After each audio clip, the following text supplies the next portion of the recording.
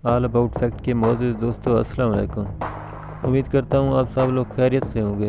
दोस्तों, social media पर थोड़ी देर पहले एक नाजेबा वीडियो लीक हुई है जिसमें नजर आने वाले शख्स मुबैना तौर पर नून लीग के सीनियर लीडर और मरीम नवाज के तर्जमान मोहम्मद जुबैर उमर है। वीडियो इस वक्त सोशल मीडिया पर वायरल है। इस वीडियो में होने वाले कुछ तबसरे मुलाहिजा कीजिए।